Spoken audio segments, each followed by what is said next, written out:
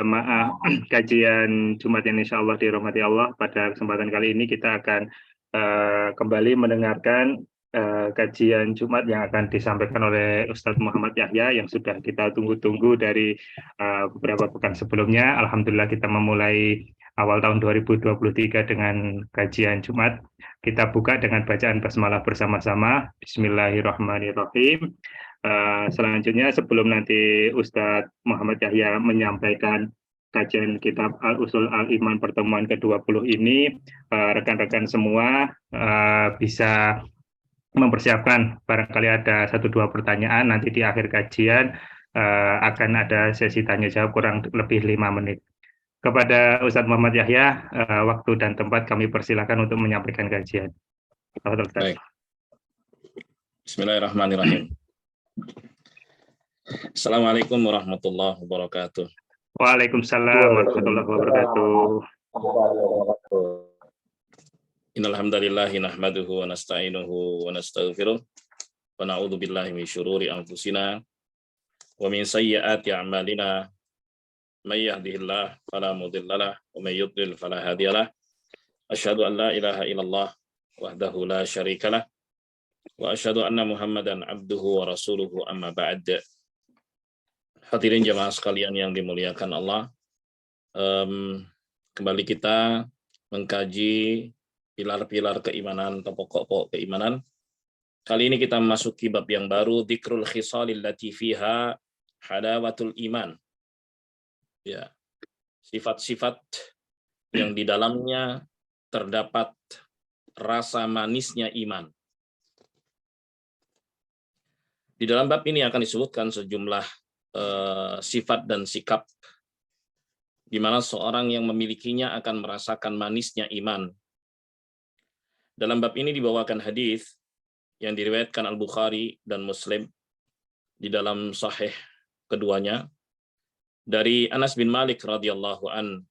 Beliau berkata, qala Rasulullah sallallahu alaihi wasallam. Rasulullah sallallahu alaihi wasallam bersabda, "Thalathun man kunna fihi wajada bihinna halawatal iman." Ada 3 sifat. Barang siapa yang memilikinya, maka dia akan merasakan manisnya iman. Apa saja? Yang pertama, kata Nabi Shallallahu Alaihi Wasallam, ayyakunallahu wa rasuluhu ahabba ilaihi mimma siwahuma. Allah dan Rasulnya menjadi yang paling dia cintai daripada selain keduanya. Dan ini yang disebut dengan cinta prioritas. Ini yang disebut dengan cinta prioritas. Cinta prioritas itu ketika seorang ya diberi rasa cinta, kemudian dia mencintai banyak hal. Oke. Termasuk juga di dalamnya cinta pada Allah dan Rasulnya. Sampai pada satu titik di persimpangan, di mana dia harus memilih. Di mana dia harus memilih. Maka dia prioritaskan pilihannya dan cintanya itu untuk Allah dan Rasulnya. Contoh, seorang senang dengan keluarganya, anak istri, pasangan, dan seterusnya. Kemudian dia bersenang-senang bersama mereka. Tibalah datang panggilan dari Allah melalui muadzin. Ya. Nah, di situ persimpangan jalan. Ya, kalau memang dia bisa arahkan mereka untuk bersama-sama menempuh jalan Allah, bagus sekali. Akan menjadi persimpangan jalan ketika mereka nggak bisa meninggalkan kesenangannya, sementara dia harus milih. Ada panggilan, sampai panggilan itu dalam hatinya. Dia pilih. Kemudian dia pilih panggilan Allah Subhanahu wa Ta'ala. Itulah disebut dengan cinta prioritas. Dan setiap kita nanti akan mengalami itu dalam kehidupan kita. Ya, di mana kita harus memilih. Nah, seorang muslim prioritas cintanya adalah kepada Allah dan Rasulnya. Ketika seorang bisa menyelaraskan cintanya itu dengan cinta Allah Subhanahu wa Ta'ala, bencinya sesuai dengan benci Allah Subhanahu wa taala. Allah cinta kepada kebaikan, cinta kepada tauhid, cinta kepada pelaku kebaikan. Allah benci kepada kesyirikan, ya, benci kepada pelakunya, ya, dan benci kepada kemaksiatan. Maka dia menyelaraskan itu. Maka dia akan merasakan manisnya iman. Dia akan merasakan manisnya iman. Manis yang dimaksud bukan seperti gula. Ada kedamaian, ketenangan, ketentraman yang bisa digambarkan. Ya, itu yang pertama. Kemudian kata Nabi Shallallahu Alaihi Wasallam, wa ayyuhibbal mar'a la yuhibbuhu illa lillah. Dia mencintai saudaranya karena Allah. Dia mencintai saudaranya karena Allah, bukan karena ras, bukan karena status sosial, ya, bukan karena macam-macam. Akan satu saja, dia cinta pada saudaranya karena Allah. Artinya dia mencintai saudaranya karena saudaranya taat kepada Allah. Itu yang disebut dengan cinta karena Allah Subhanahu wa taala. Cinta karena Allah Subhanahu wa taala. Jadi pertemanan dan persahabatan itu dibangun di atas, ya, kecintaan karena Allah Subhanahu wa taala. Dia bersahabat, dia berteman dengan orang lain karena orang lain itu taat kepada Allah Subhanahu wa taala, maka pertemanan seperti ini adalah pertemanan yang barokah. Ya. Dan pertemanan yang seperti ini akan langgeng sampai hari kiamat. Ya. Allah Subhanahu wa taala berfirman, wa taqatta'at bihimul asbab, dan putus rasa sayang, rasa kasih di antara mereka orang-orang kafir di dunia. Karena pertemanan dan persahabatan mereka itu bukan karena Allah Subhanahu wa taala. Di akhirat putus. Sementara pertemanan dan persahabatan muslimin yang karena Allah Subhanahu wa taala itu kekal abadi. Ya. Sebab itu Nabi Shallallahu alaihi wasallam juga mengatakan dalam hadis yang sahih, al-mar'u ala dini khalilih. Seorang itu bisa dilihat dari kualitas agama temannya. Falyanzur man yukhalil. Maka hendaknya seorang melihat siapa yang dijadikan sebagai teman. Jadi ada perintah untuk memilih teman atau selektif dalam berteman atau bersahabat. Keliru ketika seorang mengatakan saya bisa berteman dengan siapa saja. Kalimatnya nggak begitu. Kalimat yang benar ya, saya bisa bertemu dengan siapa saja. Di bandara ketemu banyak orang, di kantor ketemu banyak orang, tapi tidak setiap yang saya temui menjadi sahabat saya. Karena saya punya standar untuk menjadikan dia sebagai teman. Saya akan pilih-pilih di situ.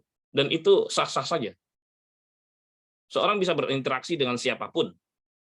Tapi faktanya memang nggak setiap yang dijumpai itu akan dijadikan sebagai teman dan sahabat. Nah, seorang muslim pertemanannya itu karena Allah Subhanahu wa taala. Dia cintai temannya, dia cintai sahabatnya karena sahabatnya adalah orang-orang yang taat pada Allah Subhanahu wa taala. Nah, orang yang seperti inilah yang akan merasakan manisnya iman. Dia akan merasakan manisnya iman. Oke. Jemaah sekalian yang dimuliakan Allah. Kemudian poin yang ketiga, kata Nabi Shallallahu alaihi wasallam, wa ayyakraha ayyauda fil kufri ba'da id anqadhahu Allahu minhu kama yakrahu ayyuqdhafa finnar. Dia tidak suka untuk kembali kepada kekufuran.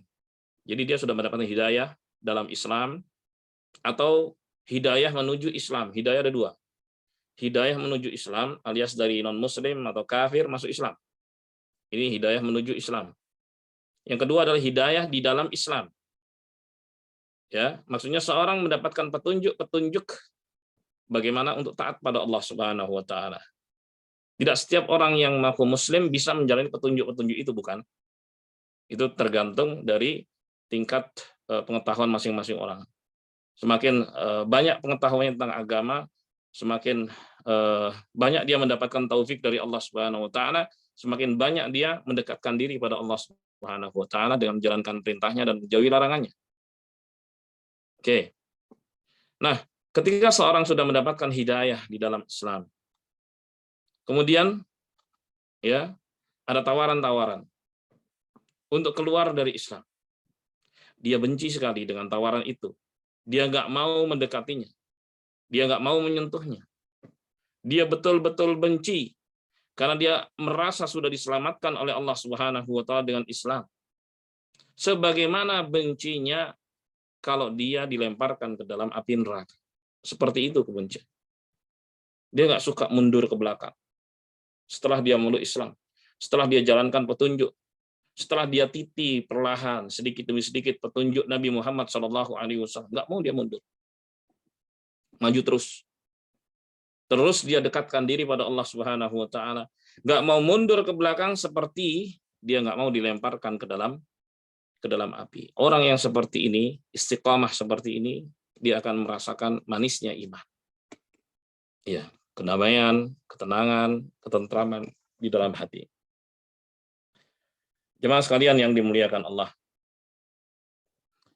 Kemudian hadis berikutnya walahuma, dan diriwayatkan oleh Al-Bukhari dan Muslim anhu, yaitu dari Anas bin Malik radhiyallahu an, marfu'an dari Nabi sallallahu alaihi wasallam, beliau bersabda, la yu'minu ahadukum hatta akuna ahabba ilaih min waladihi wa walidihi wan nasi ajmain. Kata Nabi sallallahu alaihi wasallam, tidak beriman salah seorang dari kalian sampai aku menjadi orang yang paling dia cintai daripada kecintaannya kepada anak, kepada orang tua, kepada seluruh manusia, siapapun dia. Seorang itu cinta pada orang tuanya, seorang itu cinta kepada anaknya, seorang cinta dengan sosok-sosok A, B, C, D, dan seterusnya. Akan tetapi, kecintaan tertinggi seorang Muslim adalah kepada Rasulullah Shallallahu Alaihi Wasallam. Sekali lagi, inilah yang saya sebut tadi dengan cinta prioritas, cinta yang tertinggi, cinta kepada Rasulullah mengalahkan cinta-cinta yang ada di bawahnya. Namanya juga prioritas. Pasti dia akan mendapatkan prioritas, yang lainnya ngalah atau dikalahkan. Nabi Shallallahu Alaihi Wasallam mengatakan demikian. Ya, kalian tidak beriman sampai aku menjadi orang yang paling kalian cintai daripada kecintaan kalian kepada anak, orang tua, dan seluruh manusia. Jadi ini yang saya sebut tadi dengan cinta prioritas. Ya, karena pasti seorang akan mengalami persimpangan-persimpangan jalan dengan yang dia cintai. Ya, pasti. Maka dia jadikan cintanya pada Rasulullah yang tertinggi SAW. Ya, urusan pelaksanaan dan peneladanan terhadap Rasulullah SAW itu menjadi yang utama daripada yang lain. Jemaah sekalian yang dimuliakan Allah. Maka dengan itulah seorang akan merasakan manisnya iman. Allahu Akbar. Dan ini juga merupakan tanda bukti cinta seorang pada Rasulullah SAW, dan ini juga merupakan hak beliau Shallallahu Alaihi Wasallam untuk dicintai, melebihi kecintaan ya seorang kepada siapapun. Karena Allah Subhanahu Wa Taala memerintahkan kepada hamba-hambanya untuk mencintai Rasulullah Shallallahu Alaihi Wasallam melebihi cintanya kepada siapapun. Nah, hadirin sekalian yang dimuliakan Allah. Selesai satu bab, kita baca dua hadis tadi. Sekarang kita masuk bab berikutnya. Ar-raddu ala man iktafa bil Qur'ani dunas sunnah. Ar-raddu ala man iktafa bil Qur'ani dunas sunnati. Bantahan pada mereka yang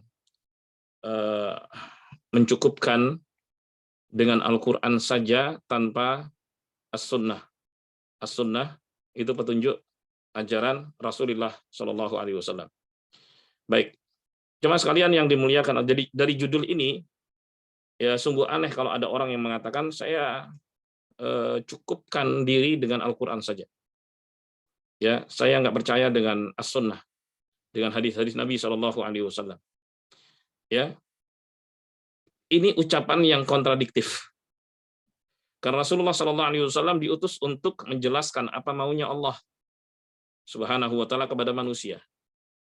Kalau dalam Al-Quran ada perintah sholat misalnya, tidak diterangkan secara detail bagaimana cara sholat. Kalau seorang mengatakan cukup bagi saya Al-Quran saja, dia nggak bakalan bisa sholat. Karena tata cara sholat diajarkan Nabi Muhammad SAW. Dijelaskan Nabi Muhammad SAW. Sebagaimana hadis sahih Bukhari dari sahabat Malik bin Huwairits, "Shallu kama ra'aitumuni usolli." Sholatlah kalian sebagaimana kalian melihatku sholat. Demikian pula dalam berhaji, perintah di dalam Al-Quran global saja. Rinciannya dijelaskan Nabi SAW dalam hadis yang panjang, hadis Jabir radhiyallahu anhu, diriwayatkan Muslim. Kalau seorang mengatakan cukup bagi kami Al-Quran saja, dia nggak bakalan bisa berhaji, nggak bakalan bisa menunaikan haji dengan benar. Demikian pula puasa, zakat, dan ibadah-ibadah lainnya. Maka aneh kalau ada orang yang mengatakan cukup Al-Quran saja bagi kami. Ini yang disebut dengan Qur'aniyun, atau disebut juga dengan ingkarus sunnah. Ini disebut dengan istilah ingkarus sunnah. Ya, mengingkari as-sunnah. Itu kelompok yang mengingkari as-sunnah. Ya, ini bisa terjadi pada siapa saja. Nggak mesti harus punya KTA atau kartu anggota. Nggak mesti. Jadi kalau prinsip dia semacam itu, maka dia masuk ke dalam golongan yang keliru. Ya, golongan yang tersesat. Di dalam bab ini jamaah dibawakan hadis dari Al-Miqdam ibn Ma'di Karib Al-Kindi radhiyallahu an. Anna Rasulullah sallallahu alaihi wasallam qala, bahwa Rasulullah sallallahu alaihi wasallam bersabda, yushikur rajulu muttaki'an ala arikatihi yuhadditsu bi haditsin min hadithi. Ya, sebentar lagi akan ada seseorang yang berbaring, ya, berbaring santai di atas dipannya. Kemudian disampaikan kepadanya satu hadis dari Rasulullah Shallallahu Alaihi Wasallam. Fayaqulu, langsung saja dia komen, bainana wa bainakum kitabullah azza wajal. Enggak perlu hadis. Antara kita Al-Quran saja. Kata dia begitu dengan santainya. Fama wajadna fihi min halalin istahlalnah. Kalau kita dapati yang halal di dalam Al-Quran, ya kita nyatakan itu halal. Wa ma wajadna fihi min haramin haramnah. Apa yang kita dapatkan di dalam Al-Quran itu haram, ya kita haramkan. Ya cukup Al-Quran saja bagi kita. Subhanallah. Jemaah sekalian yang dimuliakan Allah. Lalu Nabi Shallallahu Alaihi Wasallam mengatakan, wa innama harrama Rasulullah Shallallahu Alaihi Wasallam mithlu ma harramallah. Jadi apa yang diharamkan Rasulullah Shallallahu Alaihi Wasallam itu sama seperti yang diharamkan oleh Allah Subhanahu Wa Taala. Karena Muhammad Shallallahu Alaihi Wasallam adalah utusan Allah untuk menerangkan kepada manusia apa maunya Allah. Rawahu Tirmidzi wa Ibnu Majah. Hadis diriwayatkan Tirmidzi dan Ibnu Majah. Jadi ini adalah bantahan bagi mereka yang mengingkari as-sunnah. Bismillah.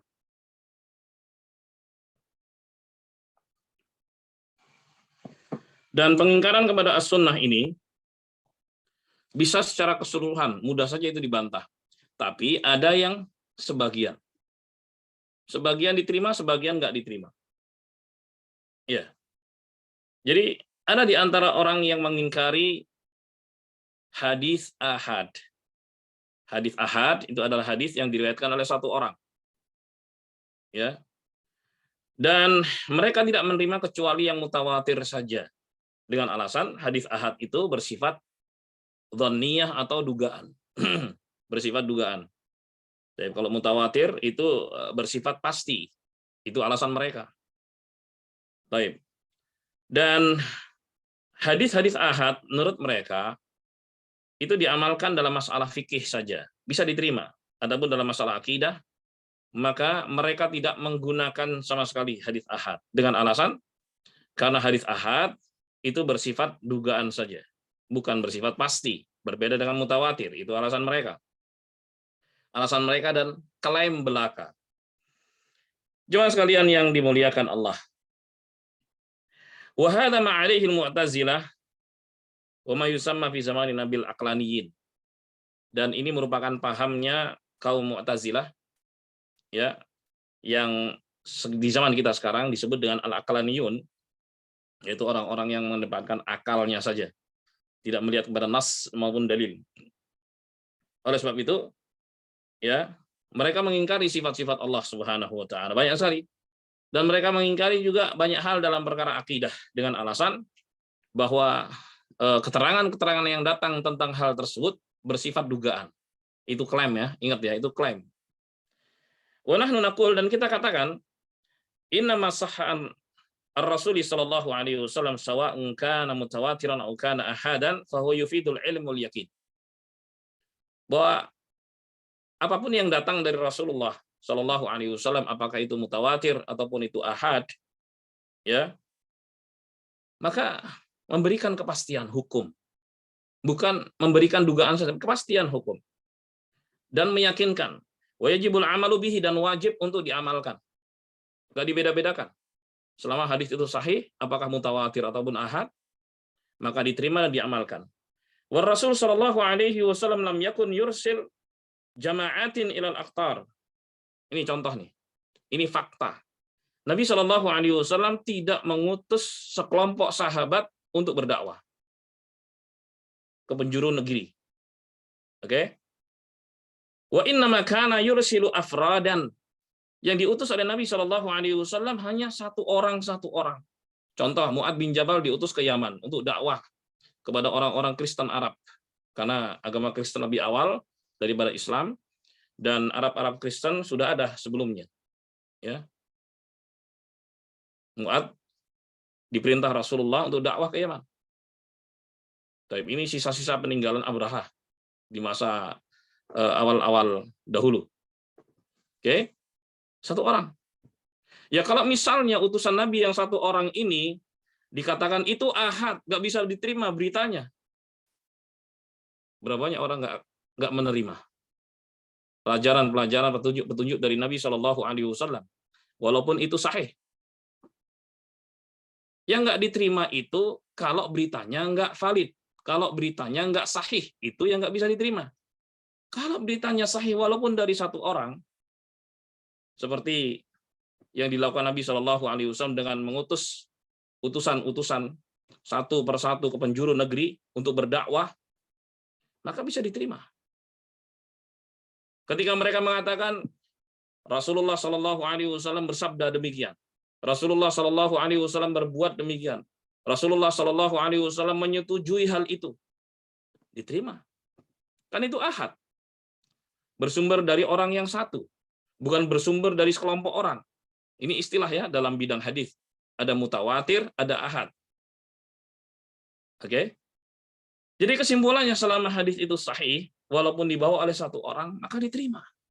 Sementara mereka, kaum Mu'tazilah, atau yang dikenal dengan aqlaniyun, orang-orang yang mendepankan akal saja dibandingkan nas, banyak sekali mereka menolak hadis-hadis Nabi Shallallahu Alaihi Wasallam dengan alasan ahad, dengan alasan bersifat dugaan saja. Itu klaim mereka saja.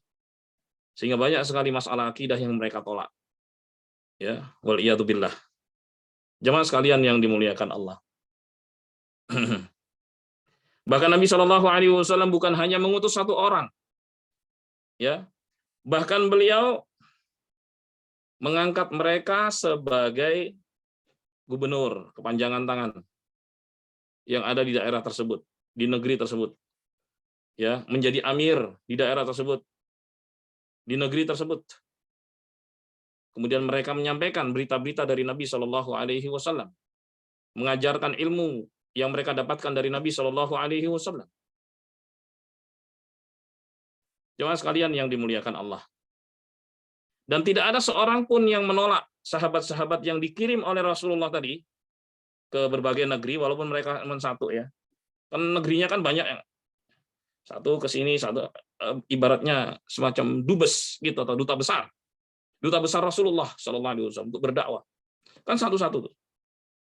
Kemudian nggak ada seorang pun yang mengatakan, ketika sahabat itu mengatakan Rasulullah berkata demikian, Rasulullah berbuat, enggak, saya nggak terima karena kamu kan cuma satu orang. Nggak ada.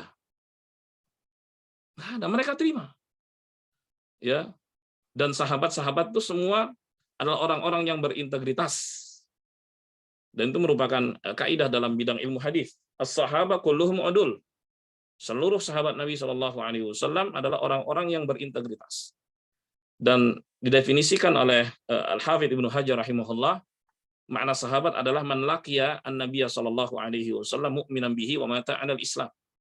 Itu orang yang pernah berjumpa dengan Nabi sallallahu alaihi wasallam, beriman dengannya dan mati di atas Islam. Itulah definisi sahabat.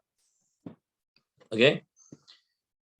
Jadi selama hadis itu sahih walaupun dibawa oleh satu orang, maka diterima. Ya. Tidak seperti klaim kaum Mu'tazilah yang mengatakan bahwa hadis ahad itu nggak bisa diterima karena bersifat dhanniyah atau dugaan saja. Nasallallahu alaihi wasallam. Hadirin sekalian, jamaah yang dimuliakan Allah.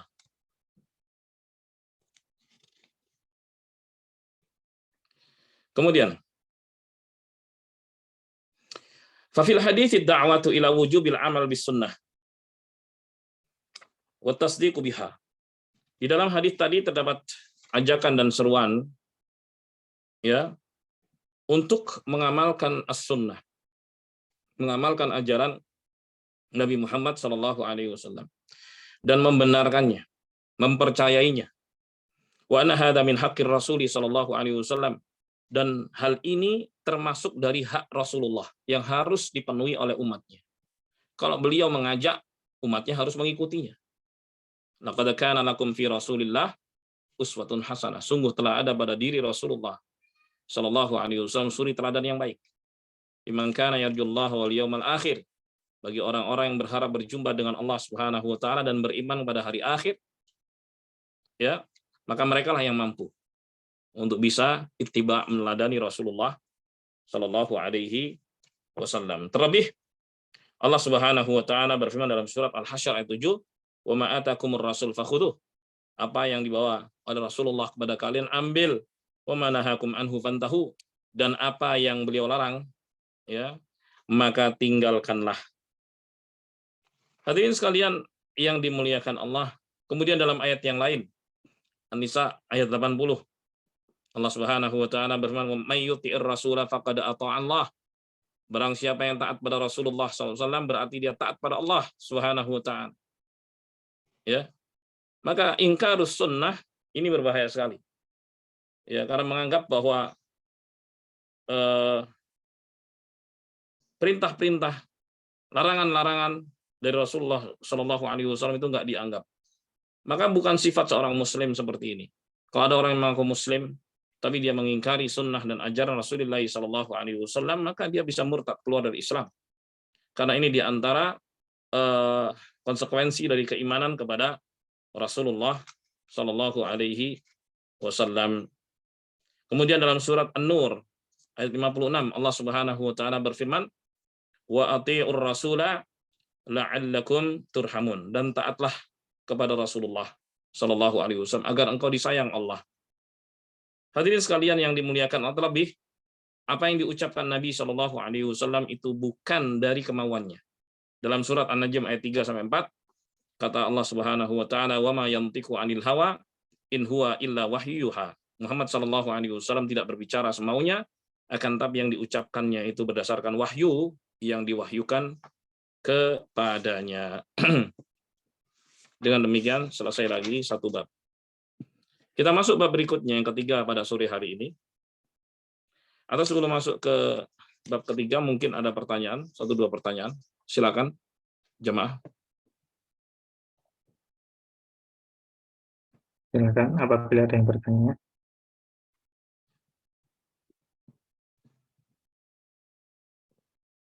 Di luar topik boleh, Ustaz, kalau ada yang mau bertanya. Silakan. Kalau gitu dari saya, Ustaz. Afwan, mau bertanya, Ustaz. Salah satu waktu yang mustajab untuk berdoa adalah waktu sholat ya, Ustaz ya, yaitu saat sujud dan sebelum salam saat tahiyat terakhir. Pada waktu doa mustajab tersebut, apabila kita gunakan untuk memperbanyak istighfar dan bersolawat, namun tidak berniat untuk menambah bacaan sholat, tapi memang diniatkan berdoa seperti itu agar Allah kabulkan hajatnya, turunkan rezeki yang melimpah. Apakah ini diperbolehkan, Ustaz? Jawabannya boleh. Ya, jadi bacaan-bacaan doa yang tersebut dalam Al-Qur'an ketika dibaca saat sujud dengan niat doa nggak apa-apa, Nggak apa-apa ya dibolehkan. Ustadz ya. Ya. Termasuk dengan sholawat juga ya Ustadz ya. Nggak apa-apa ya Ustadz ya. Termasuk. Iya, termasuk di dalamnya juga. Dan kalau sholat wajib, maka tetap kita harus mengikuti imamnya. Dan kita Iya, bisa memanjangkan doa-doa tersebut apabila sholat sendirian. baik, Ustadz. Ya, Yang kedua berikutnya. Ustadz, saya lagi Ustadz.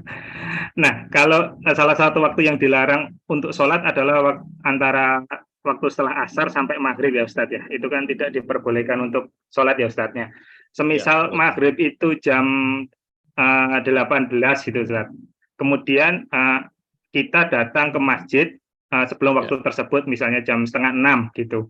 Nah, kemudian kita melakukan sholat tahiyatul masjid. Apakah ini diperbolehkan Ustadz? Atau kita berwudu kemudian kita sholat sunnah wudhu gitu Ustaz. Itu apakah diperbolehkan Ustaz? Apakah melanggar Baik, waktu yang dilarang sholat tadi Ustaz? Syukran Ustaz. baik.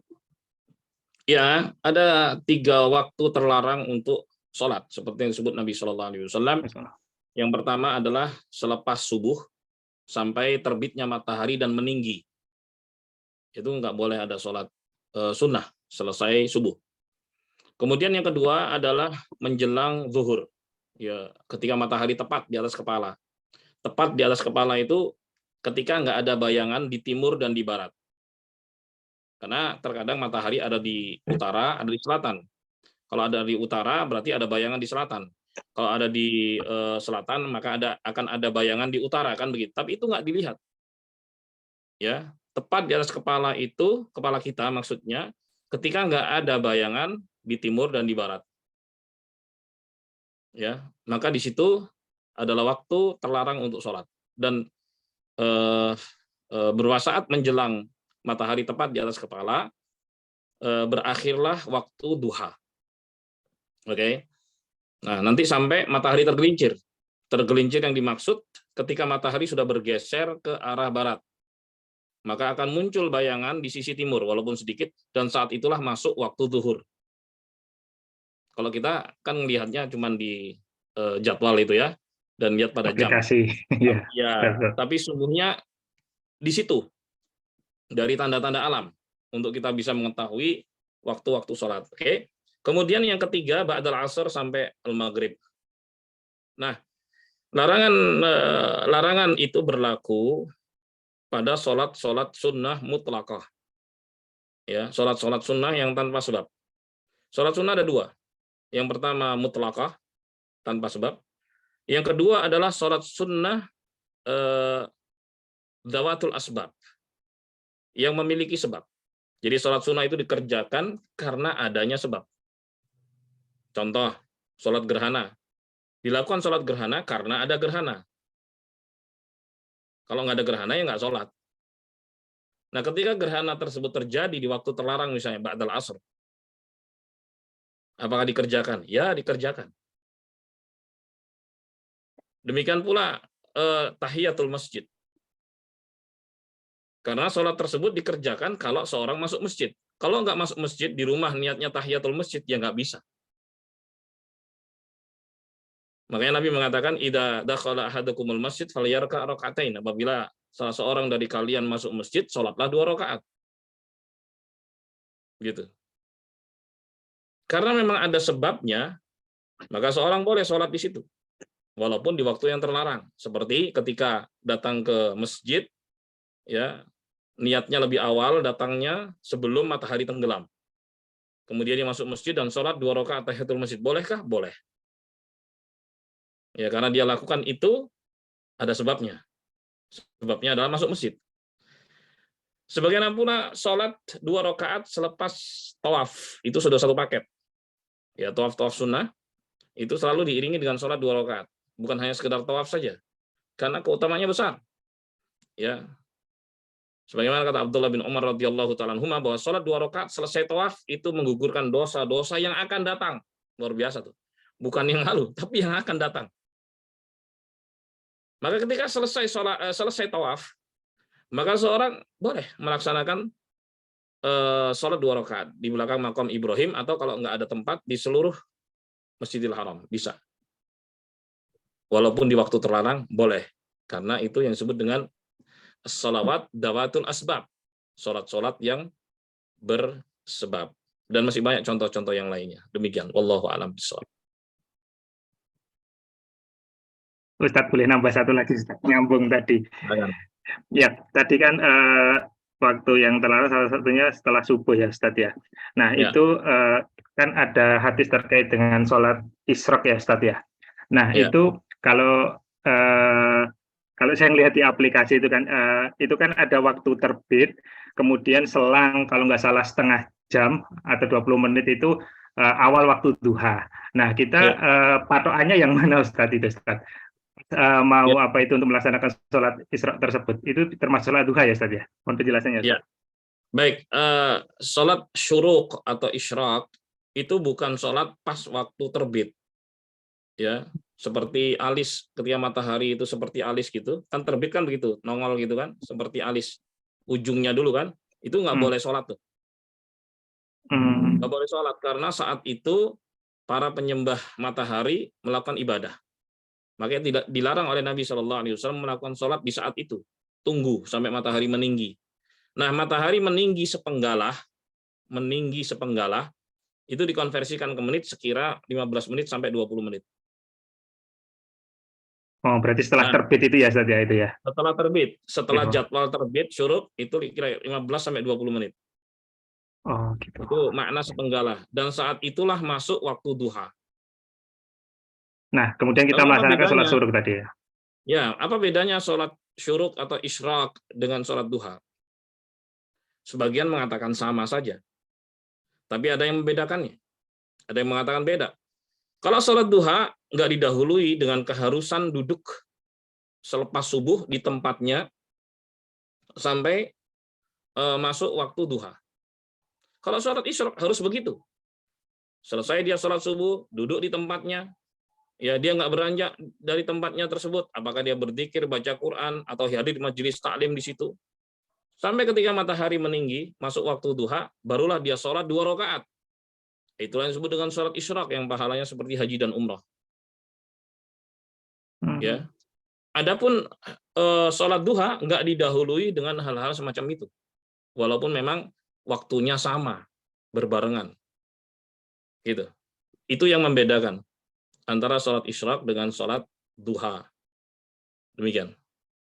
Ustadz, kalau tadi yang tidak boleh beranjak itu memang kita di tempat itu, atau misalnya ini, Ustadz, kita mau mematikan lampu di masjid gitu, atau kita batal kayak gitu itu, kemudian kita berwudu lagi, apakah kita masih bisa untuk sholat isyraq tadi, Ustadz, dapat pahala yang boleh ya? Selama masih di masjid. Oh, masih di masjid ya? Ya, insya Allah selama masih di masjid masih bisa, karena nggak ada kegiatan lain selain daripada aktivitas di dalam masjid itu. Ya, kalau misalnya wanita di rumah, dia bisa lakukan itu. Ya, menurut pendapat saya, selesai dia subuh, dia duduk di tempatnya, di tempat sholatnya itu, berzikir, baca Quran, terus sampai masuk waktu duha, kemudian dia sholat 2 rakaat. Maka dia mendapatkan pahala itu, insya Allah. Alhamdulillah, syukran Ustaz. Cukup Ustaz.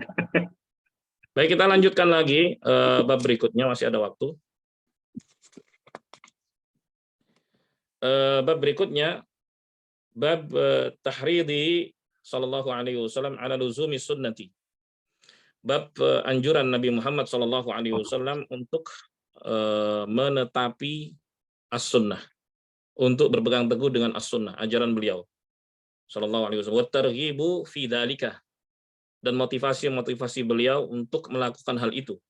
Wa tarkil bid'ah, dan meninggalkan perbuatan-perbuatan bid'ah, mengada-ngada dalam urusan agama, berkreasi dalam urusan agama. Wat tafarruqi, dan menghindari perpecahan. Wal ikhtilafi, dan menghindari ikhtilaf. Wat tahdhiri min dzalik, dan peringatan dari semua itu. Cuma sekalian yang dimuliakan, judulnya panjang. Dalam bab ini bawakan firman Allah Subhanahu wa taala dalam surat Al-Ahzab ayat 21, tadi sudah kita bacakan. Laqad kana lakum fi Rasulillahi uswatun hasanah. Sungguh telah ada pada diri Rasulullah sallallahu alaihi wasallam suri teladan yang baik. Ya. Dan juga firman Allah Subhanahu wa taala dalam surat Al-An'am ayat 159, innal ladzina farraqu dinahum wa kanu syi'a lasta minhum bi syai'. Sungguhnya orang-orang yang berpecah dalam berislam, ya. Sungguhnya orang-orang yang berpecah dalam beragama dan mereka terkotak-kotak. Engkau wahai Muhammad sallallahu alaihi wasallam bukan bagian mereka sedikit pun. Jadi dilarang untuk berpecah dalam berislam, nggak boleh. Ya, larangan dari Allah Subhanahu wa taala dan rasulnya, walaupun faktanya itu ada. Tapi Allah Subhanahu wa taala sudah berikan solusi. Ya. Dalam surat An-Nisa 59 kata Allah Subhanahu wa taala, "Fa in tanaza'tum fi syai' farudduhu ila Allahi war Rasul in kuntum tu'minuna billahi wal yaumil akhir." Kalau kalian berbeda pendapat tentang sesuatu, maka kembalikanlah kepada Allah yaitu Al-Qur'an, kembalikanlah kepada Rasulullah sallallahu alaihi wasallam yaitu As-Sunnah. Kalau kalian ngakunya beriman kepada Allah Subhanahu wa taala dan beriman pada hari akhir. Baik. Kemudian dalam surat Asy-Syura 13 kata Allah Subhanahu wa taala, "Syara'a lakum minad din." Allah Subhanahu wa taala mensyariatkan untuk kalian dari agama ini. Ma wassa bihi Nuhan. Ya. Apa yang Allah wasiatkan dengannya kepada Nuh alaihi salam. Walladzi auhayna ilaik. Dan yang kami wahyukan kepadamu wahai Muhammad sallallahu alaihi wasallam. Wa ma wasaina bihi Ibrahim. Dan apa yang kami wasiatkan dengannya kepada Ibrahim, wa Musa wa Isa, Musa dan Isa. Apa itu isinya? Wasiat Allah kepada para nabi. An aqimuddin, tegakkan aturan agama. Halal haram, perintah larangan, tegakkan itu. Itu perintah Allah kepada seluruh para nabi. Ya, ini yang mesti harus disosialisasikan. Para nabi, para rasul, ya, bertugas untuk mensosialisasikan, mendakwahkan apa maunya Allah kepada manusia. Ya kita dapati faktanya, ada di antara mereka yang menerima, ada di antara mereka yang menolak. Ya, bahkan ada nabi yang nggak punya pengikut sama sekali. Dan dia tidak disebut sebagai nabi gagal, karena nggak ada target. Allah Subhanahu wa taala tidak menargetkan mereka untuk mendapatkan pengikut. Tidak sama sekali. Oleh sebab itu ketika ada di antara mereka yang tidak memiliki pengikut, tidak disebut mereka sebagai nabi gagal. Kalau ada yang mengatakan nabi gagal itu terlalu lancang, ya, mencela kehormatan para nabi. Nabi Ibrahim alaihissalam misalnya, siapa pengikutnya coba? Ada yang menyebut dia nabi gagal, naudzubillah min dzalik. Saya baca tulisan gitu di media sosial, subhanallah, ini lancang sekali ini orang. Padahal tugas nabi dan rasul itu hanya menyampaikan. Wa ma 'alal rasuli illal balagul mubin. Tidak ada kewajiban bagi utusan Allah melainkan menyampaikan dengan gamblang. Adapun hasilnya serahkan pada Allah Subhanahu wa taala. Jadi tugasnya sampai di situ. Kalau para nabi saja tugasnya hanya menyampaikan, apalagi kita. Nggak ada perintah untuk membuat orang lain itu nerima. Nggak ada perintah, itu berat sekali perintah seperti itu. Bahkan itu tidak ditugaskan kepada para nabi dan para rasul. Apalagi kita orang biasa. Jadi nggak ada target. Sedikit atau banyaknya pengikut, kebenaran tetaplah kebenaran. Dakwah adalah dakwah. Ya. Sebab itu Nabi SAW pernah mengatakan, "Uridat 'alayyal umam." Ditampakkan kepadaku umat-umat. Fara'ait an-nabiyya wa ma'ahur rahat. Aku melihat ada seorang nabi yang pengikutnya hanya 3 sampai 9 orang saja. Nabi. Wa ra'ait an-nabiyya wa ma'ahur rajul war rajulan. Aku melihat seorang nabi yang pengikutnya hanya 1-2 orang saja. Wan nabiyya wa laisa ma'ahu ahad. Bahkan ada seorang nabi yang tanpa pengikut sama sekali. Subhanallah. Itrufi ali sawadun 'adzim fa dhanant annahum ummati. Kemudian ditampakkan kepadaku jumlah yang besar, aku kira mereka adalah umatku. Faqila li hada Musa wa qaum. Ini adalah Musa dan kaumnya. Ya. Kemudian fanadhart, aku melihat lagi. Fa idza sawadun 'adzim. Kemudian aku melihat jumlah yang besar juga. Wa qila li hadhihi ummatuk, dan dikatakan kepadaku, ini adalah umatmu wahai Muhammad sallallahu alaihi wasallam. Wa ma'ahum sab'una alfan yadkhulunal jannah bighairi hisabin wala adab, dan bersama mereka ada 70.000 orang yang akan masuk surga tanpa adab, tanpa hisab. Jadi dari hadis tersebut menunjukkan bahwa pengikut para nabi itu berbeda-beda, dan itu bukan menjadi standar keberhasilan. Karena tugas dan mandat dari Allah Subhanahu wa taala kepada mereka, para nabi, para rasul, hanya menyampaikan saja. Hanya menyampaikan. Ingat ya, tugasnya hanya sampai di situ. Karena urusan hidayah itu di tangan Allah Subhanahu wa taala. Sampai-sampai Allah Subhanahu wa taala mengatakan kepada Rasulnya Muhammad sallallahu alaihi wasallam, "Innaka la tahdi man ahbabt." Sungguhnya engkau wahai Muhammad sallallahu alaihi wasallam tidak bisa memberikan hidayah kepada orang yang kau cintai sekalipun. Walakin Allah yahdi may yasha. Akan tapi Allah Subhanahu wa taala lah yang memberikan petunjuk pada siapapun yang dikehendakinya. Abu Thalib paman Nabi, kebersamaan yang sangat panjang. Sejak usia 8 sampai terus menikah umur 25. Sampai diangkat sebagai nabi dan rasul umur 40. Masih terus bersama. Sampai mau wafat sekira usia 50 tahun Rasulullah. Itu luar biasa lamanya. Hampir 30-an tahun, 32 tahun. Baik. Dan bagaimana Abu Thalib membela dakwah Nabi Muhammad SAW, pasang badan untuk memberikan perlindungan pada Rasulullah SAW. Ketika mau meninggal dunia, didatangi Rasulullah SAW. Ya am qul la ilaha illallah kalimatan uhajju biha laka indallah. Hadis sahih. Wahai paman, ucapkan la ilaha illallah, sebuah kalimat yang aku akan bela engkau di sisi Allah. Sementara di situ sudah ada Abdullah bin Abi Umayyah, ada Abu Jahal, tokoh-tokoh Quraisy. Nimbrung dia dengan mengatakan atarghabu an dini Abdul Muttalib. Kata Abu Jahal, Abu Thalib, berarti kamu benci ya sama agama bapakmu, Abdul Muttalib. Bapaknya Abu Thalib kan kakek Nabi. Abu Thalib paman Nabi. Berarti antara ajaran Rasulullah Shallallahu Alaihi Wasallam dengan ajaran kakeknya beda. Beda. Kemudian Rasulullah ulangi lagi. Ya am qul la ilaha illallah kalimatan uhajju biha laka indallah. Wahai paman, ucapkan la ilaha illallah, sebuah kalimat yang aku akan bela engkau di sisi Allah Subhanahu wa taala. Ditimbali sama Abu Jahal. Atarghabu an dini Abdul Muttalib. Kamu benci ya dengan agamanya bapakmu, Abdul Muttalib. Diulangi lagi sampai akhirnya meninggal dalam keadaan tidak mengucapkan la ilaha illallah sama sekali. Sedihlah Rasulullah sallallahu alaihi wasallam ya, karena tahu itu pamannya yang bela-belain ya, pasang badan juga, memberikan support materi juga. Kemudian Rasulullah mengatakan, la astaghfiranna lak ma lam unha ank. Sungguh aku akan mohonkan ampunan untukmu wahai paman. Aku mohonkan ampunan kepada Allah untukmu wahai paman selama aku tidak dilarang. Selama aku tidak dilarang. Kemudian turunlah surat Al-Maidah ayat 113.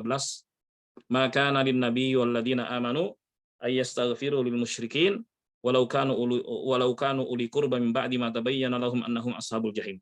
Tidak sepatutnya bagi nabi dan orang-orang yang beriman untuk memohonkan ampunan kepada kaum musyrikin.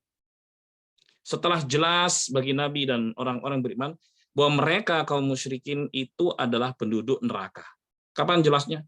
Ketika mati dalam keadaan kafir. Kalau mati dalam keadaan kafir, maka nggak mungkin lagi bisa bertobat pada Allah Subhanahu wa taala. Tapi betapapun besar dosa seorang, ya, kemudian dia mau bertobat ketika masih hidup, pasti diampuni oleh Allah Subhanahu wa taala. Nah, sejak saat itu Nabi tidak lagi mendoakan ampunan karena dilarang oleh Allah Subhanahu wa taala. Kemudian turunlah tadi ayat, innaka la tahdi man ahbabt walakinallaha yahdi man yasha. Sungguhnya engkau wahai Muhammad sallallahu alaihi wasallam tidak bisa memberikan hidayah pada orang yang kau cintai sekalipun, ya kan, tapi Allah lah yang memberikan hidayah pada siapapun yang dikehendaknya. Poinnya apa dari kisah ini jamaah?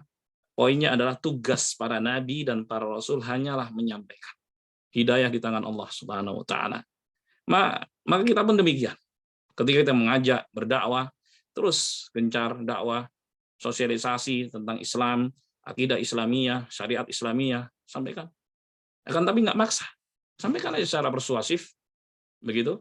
Dan itulah tugas kita. Hanya menyampaikan saja. Dan kita berharap agar Allah memberikan hidayah kepada kaum muslimin, kepada manusia, Adapun kaum muslimin hidayah untuk lebih dekat lagi kepada Allah Subhanahu wa taala. Ya, lebih baik lagi hubungannya dengan Allah Subhanahu wa taala dan kepada sesama. Hidayah dari non muslim agar mereka masuk Islam. Itu harapan-harapan kita. Hadirin sekalian yang dimuliakan Allah. Ya, kembali kepada ayat tadi. Ya. Kembali pada ayat Asy-Syura ayat 13. Jadi syariat Allah kepada para nabi ya sama. An aqimuddin. Hendaknya kalian tegakkan aturan agama. Halal, haram, perintah, larangan. Wala tatafarraqu fi, dan janganlah kalian berpecah di dalam beragama. Itu larangan keras dari Allah Subhanahu wa taala, berpecah di dalam beragama. Baik. Ada 3 ayat yang berisi tentang anjuran untuk berpegang teguh dengan ajaran Nabi Shallallahu Alaihi Wasallam, kemudian anjuran dan motivasi untuknya dengan ganjaran-ganjaran yang besar bagi mereka yang mampu, yang mau berpegang teguh dengan petunjuk Nabi Shallallahu Alaihi Wasallam serta meninggalkan perbuatan bid'ah, ya, tidak kemudian meninggalkan perpecahan dalam beragama, perselisihan dalam beragama, dan juga larangan-larangan dan kewaspadaan dari itu semua. Baik. Hadirin sekalian yang dimuliakan Allah. Itu tadi judul bab, kemudian dibawakan 3 ayat dalam surat Al-Ahzab 21, Al-Na'am 159, dan Asy-Syura ayat 13. Baik. Hadirin sekalian yang dimuliakan Allah. Kita mulai dari Al-Ahzab 21 dulu. Ini rinciannya ya. Mudah-mudahan cukup waktunya, nanti kalau nggak cukup kita akan sambung di kesempatan berikutnya. Baik, Allah Subhanahu wa taala berfirman, laqad kana lakum fi Rasulillahi uswatun hasanah. Ya, sungguh telah ada pada diri Rasulullah Shallallahu alaihi wasallam suri teladan yang baik. Oke. Nah, Nabi Shallallahu alaihi wasallam dalam hadis bersabda, "Alaikum bisunnati wa sunnatil khulafa'ir rasyidin al-mahdiyyin."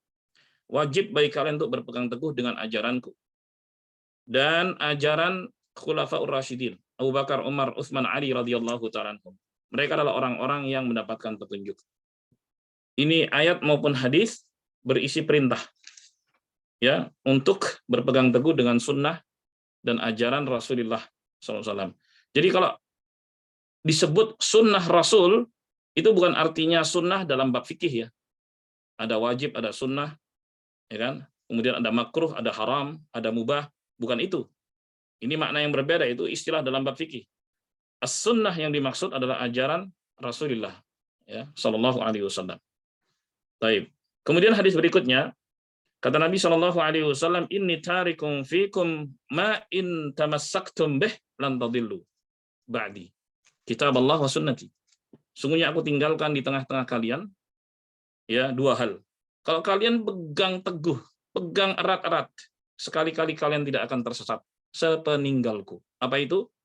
Kitab Allah, yaitu Al-Quran, dan sunnahku, yaitu ajaranku, kata Nabi SAW. Hadirin sekalian yang dimuliakan Allah. Jadi yang dimaksud dengan as-sunnah adalah makana alaihi sallallahu alaihi wasallam min at-tariqah wal aqwali wal af'ali wat takrirat al-warida anhu sallallahu alaihi wasallam. Jadi sunnah itu adalah jalan yang beliau tempuh ya, baik itu berupa ucapan, perbuatan, persetujuan ya dari Nabi Shallallahu alaihi wasallam. Karena as-sunnah sekali lagi tufassirul Quran, dia menafsirkan Al-Quran.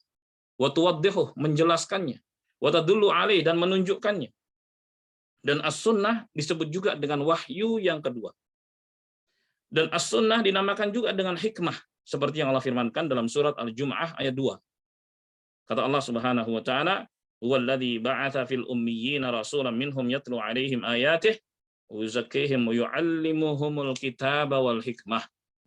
Dialah Allah Subhanahu wa taala yang mengutus di tengah orang-orang yang ummi, yaitu bangsa Arab, seorang rasul dari mereka yang membacakan kepada mereka ayat-ayat Allah dan membersihkan mereka dan mengajarkan kepada mereka Alkitab dan Al-Hikmah, yaitu As-Sunnah. Ya, fala najata illa bitamassuk bisunnatir Rasul sallallahu. Maka tidak ada keselamatan kecuali dengan cara berpegang teguh dengan ajaran Nabi Muhammad sallallahu alaihi wasallam. Ya, wala syakka an asla sunnatir rasuli huwa tamassuk bil Qur'anil Karim. Dan enggak diragukan bahwa dasar perintah untuk berpegang teguh dengan sunnah Rasul adalah berpegang teguh dengan Al-Qur'an. Karena Al-Qur'an memerintahkan kita untuk berpegang teguh dengan ajaran Nabi Muhammad sallallahu alaihi wasallam. Hadirin sekalian jamaah yang dimuliakan Allah. Jadi inilah sejumlah bab dan sejumlah ayat maupun hadis yang bisa kita baca pada sore hari ini. Alhamdulillahirabbil alamin. Insyaallah kita akan sambung lagi pada pertemuan yang akan datang. Dan sebelum ditutup, dibuka lagi tanya jawab. Silakan jemaah. Apa ada yang bertanya? Persilakan. Ustaz, menanggapi Ya. yang tadi Ustaz, Ya. paman Nabi itu kan berarti meninggal dalam kondisi kafir ya Ustaz ya. Kemudian, nah ini yang masih kadang menjadi ragu kayak gitu, sedangkan kakek Nabi, bapak dan ibu Nabi itu seperti apa Ustaz? Mohon penjelasannya Ustaz. Iya. Kita kalau menyampaikan hal-hal tentang kerabat Nabi atau orang tua atau orang dekat Nabi Muhammad SAW itu bukan dalam rangka menghina, bukan dalam rangka mendiskreditkan, bukan dalam rangka membicarakan, ya kita bukan untuk jelek-jelekin lah, bahasanya begitu. Bukan untuk menjelek-jelekin, tapi kita hanya menyampaikan berita saja dari beliau SAW. Dari hadis tadi saja sudah cukup, ya, bukti bahwa ajaran kakek dengan ajaran beliau, kakek Nabi dengan beliau, sama enggak? Jelas Tidak. beda. Clear itu hadisnya sahih. Jelas beda. Enggak bisa disamakan. Sementara ada hadis Nabi SAW yang mengatakan, Inna abi wa abaka finnar. Jadi ada seorang bertanya pada Rasulullah, Aina abi, di mana ayahku? Abuka finnar, bapakmu di neraka. Ini hadisnya sahih.